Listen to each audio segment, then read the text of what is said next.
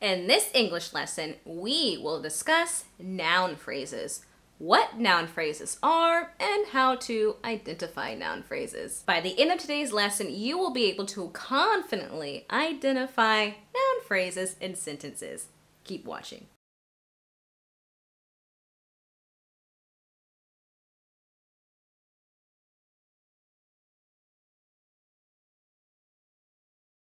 In English-speaking elementary schools, most students learn that a noun is a person, place, thing, or idea.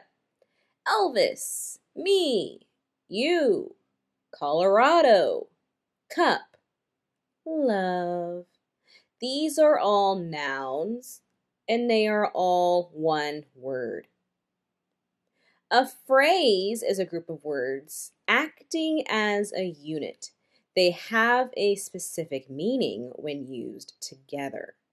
Cold weather. Spicy chicken might drive. Over the hill. Very beautiful. These are all phrases acting as a unit, giving a specific meaning.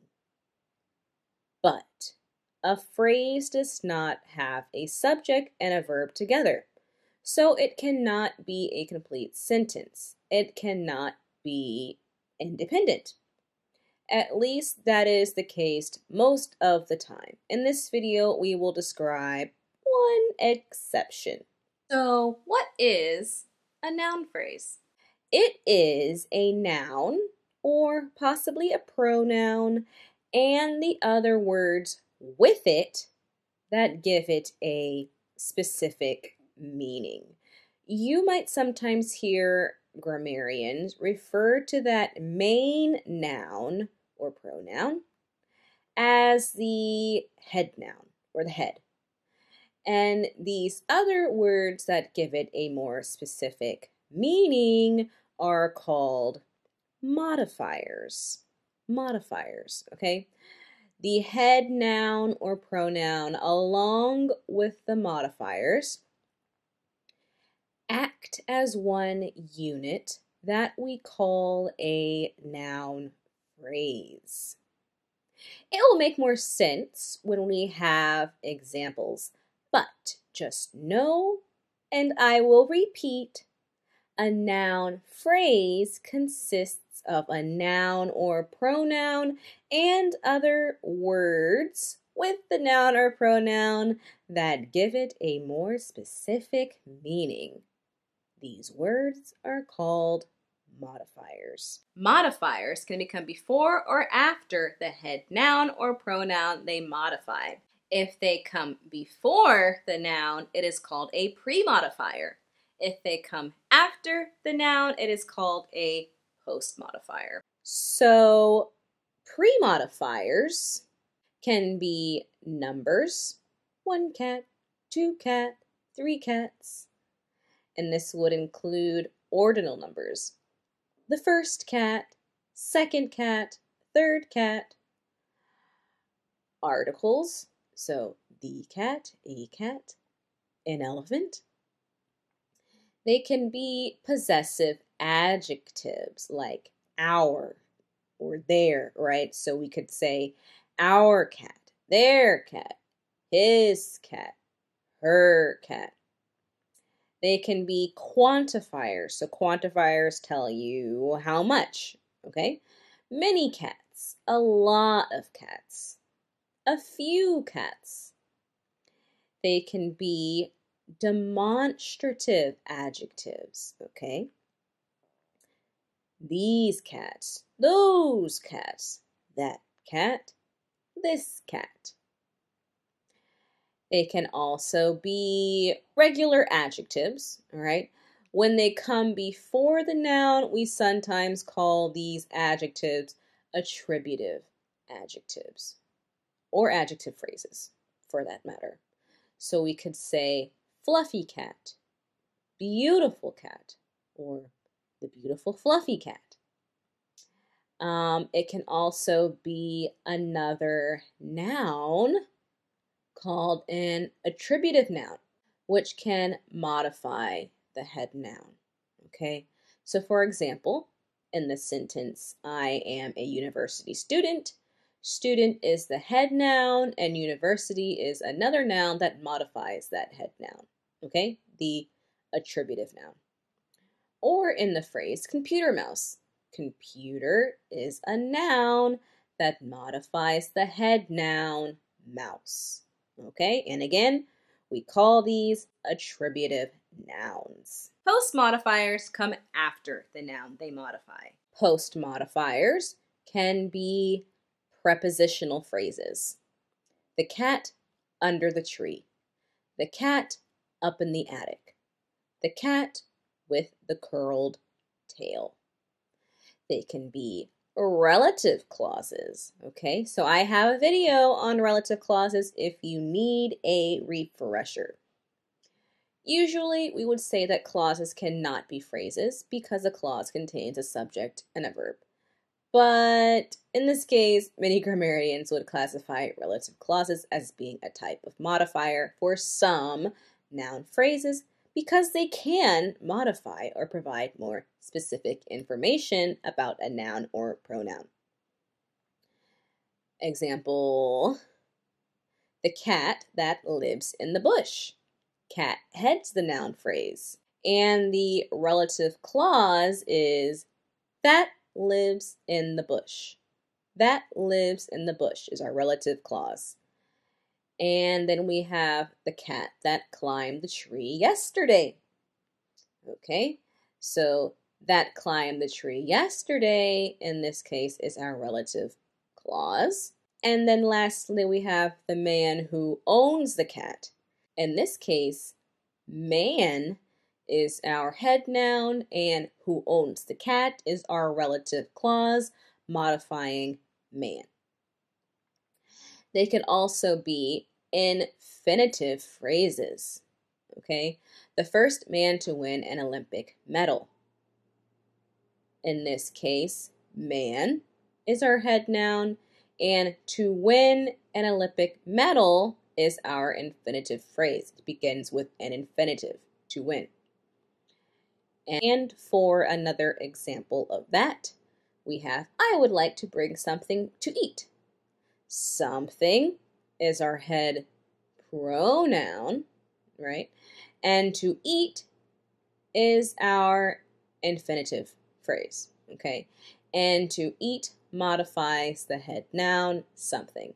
I would like to bring something to eat. Present participles can also be postmodifiers, okay? So that's the verb plus ing. I could say, he accidentally woke the cat sleeping in the window.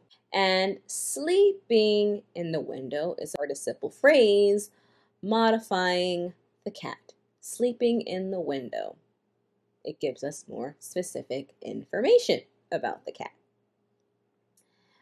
Or, I smiled at the man giving the dog a treat.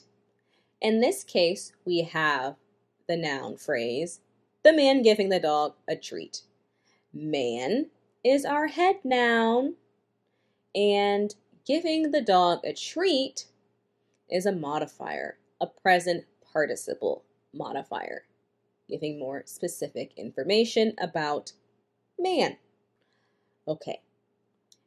Again, the boy throwing the frisbee loves to play outside. In this sentence, boy is our head noun.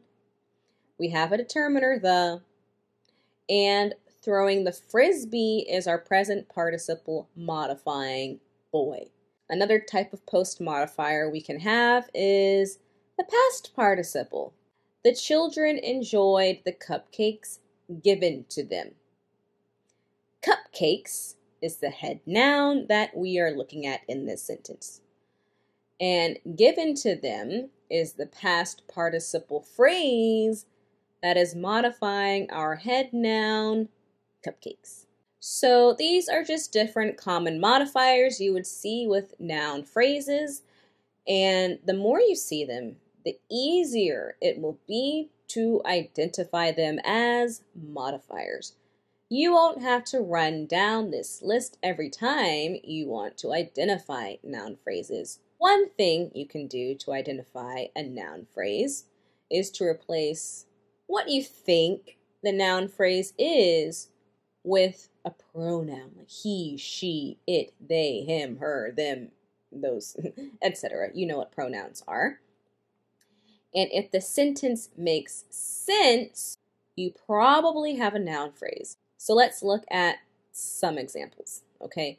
The man loves to eat raw vegetables. There are two noun phrases here. The man is one phrase, which consists of an article, the, and the head noun, man. We could replace the man with the pronoun he. So we could say, he loves to eat raw vegetables. And it makes sense. The other noun phrase is raw vegetables. This noun phrase consists of an attributive adjective and a head noun. Raw is the adjective and the head noun is vegetables. We can replace raw vegetables with a pronoun like them. The man likes to eat them. This sentence makes sense, so we can probably assume that raw vegetables is a noun phrase. Okay, another example. There are two noun phrases in this sentence, but let's first look at the mother, okay? The mother consists of the determiner the and the head noun mother. This is what I would think our noun phrase would be, but I want to make sure. So I am going to replace the mother with a pronoun she. So I would say, she burped the tiny baby with the bald spot. And to me, it still makes sense. So I am going to assume that the mother is a noun phrase. And now I'm going to look at the phrase, the tiny baby with the bald spot. I think that this could be my noun phrase. So I want to replace that whole phrase with a pronoun. I will say him. Okay, it could be a her, but I'm just going to use him. So I'm going to say the mother burped him. And that sentence makes perfect sense. So I can assume that the baby with the bald spot is a noun phrase. The noun phrase can be a subject, a direct object, object of preposition, or a complement in the sentence. Let's take the noun phrase, the beautiful butterfly.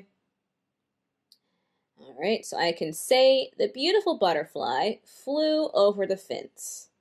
In this case, the beautiful butterfly is a subject.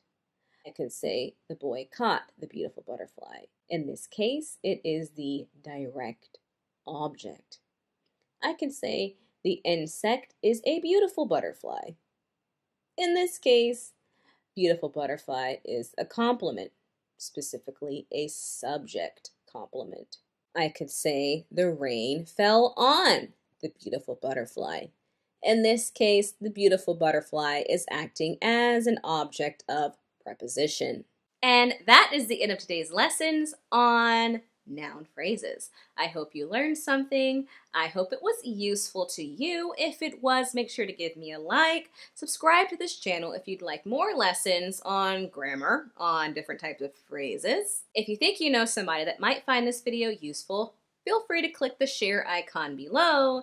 And until next time, English learners.